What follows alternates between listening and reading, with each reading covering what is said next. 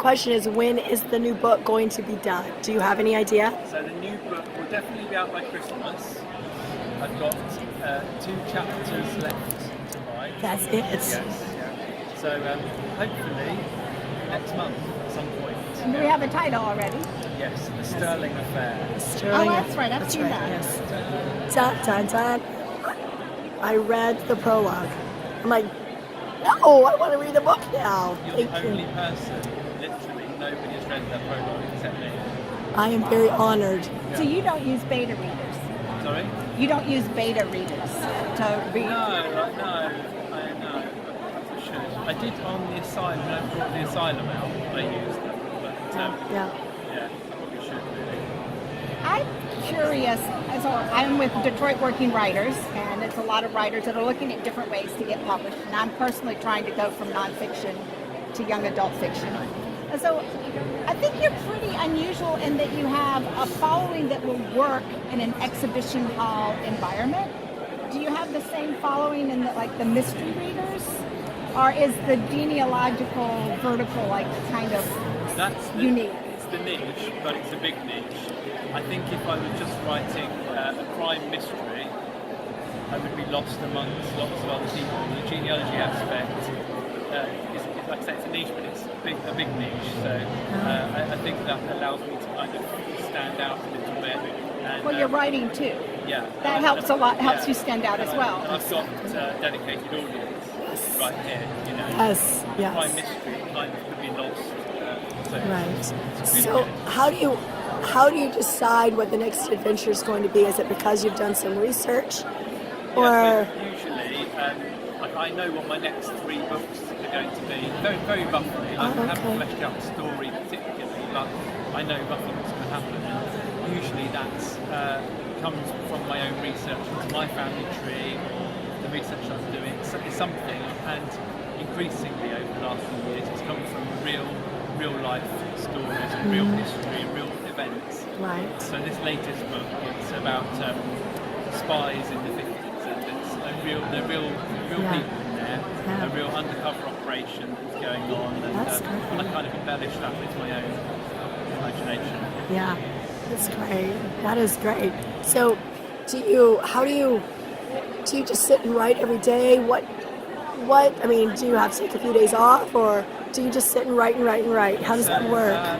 So I used to be a full-time teacher, and when I then was able to stop doing that, the thing I love the most is the freedom to do as I please. So I do write most days, but I don't beat myself up if I don't write every day. But I pretty well write 5 days a week, and kind of from 10 o'clock until about 4 or 5 o'clock.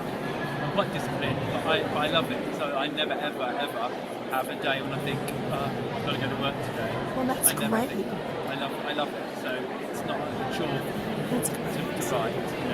Do your characters always do what you want them to do, or do they sometimes surprise you as you write and they behave in ways that you didn't? They always surprise me. Me too, yeah. I'm glad you're saying that, because I think that sounds a bit weird otherwise. But they really come to life. They really do. And so things that perhaps in the beginning I thought, right, you're going to do this and this and this, and then I get there and they just don't do it. It feels maybe very weird to make them do it. And similarly, they do things that I genuinely think that didn't come from me.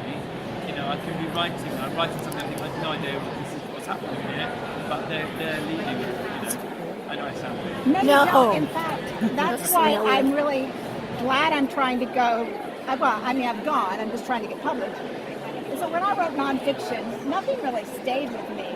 And now with fiction, I love quiet times, because then I can just think what my characters are doing in that environment, and I can learn more about them. Or sometimes when I'm writing, and I write, young adult, they go completely off script. Yeah, totally. And sometimes it's good, sometimes it's bad, but you're developing them. I love it. I think it means either I'm a bit mad, or they've come to life. That's what I was going to say. It makes them real. Yeah. I think it's that. That's exactly what it is. And what's your inspiration for your protagonist? Is there someone you know that is imperfect yet infinitely lovable like that?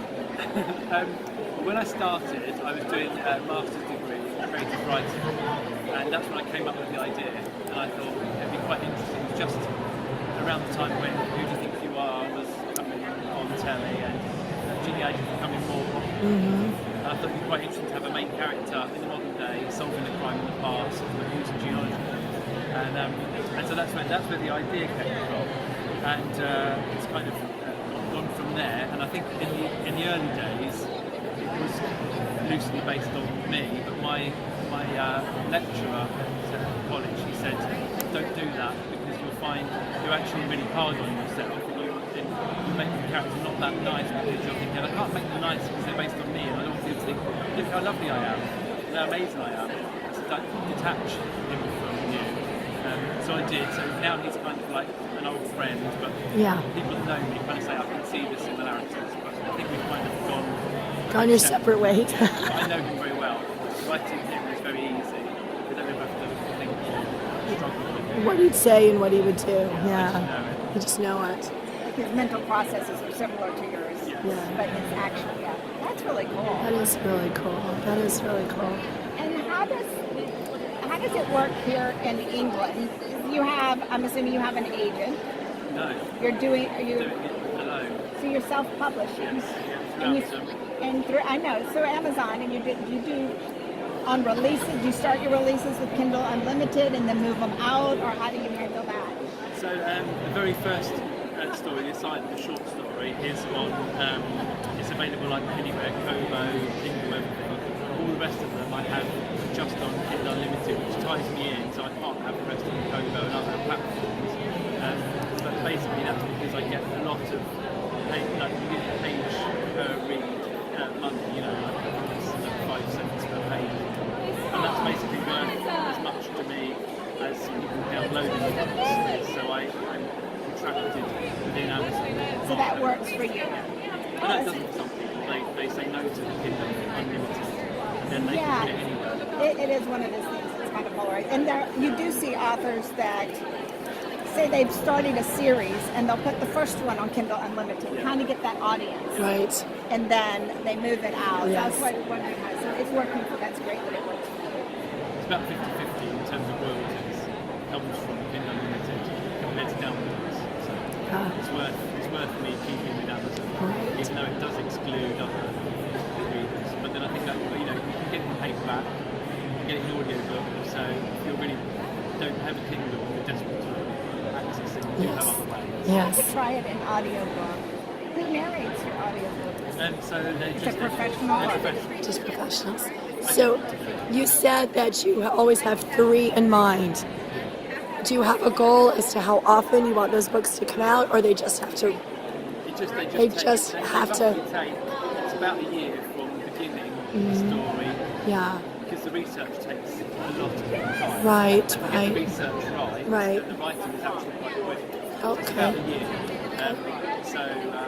The next book I'm going to do is actually start a new series.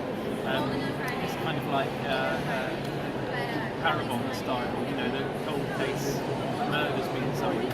Oh, great. So that's the next series, and then I'll do another. So it'll be a different character, different series, different everything. Wow. Oh, set in America. Kind of has to be. We're not doing it here. If you need help, I have a good friend who, he's also a writer, but he's a detective in Seattle, Washington, and he's on Cold Case Squad. Ooh. So I know John would do any, because he's got a big heart to help writers and stuff. Yeah, Would be. and he's kind of been obsessed with cold cases, and now that he's a detective doing it, so that would, I can give you as a contact. I know he won't mind.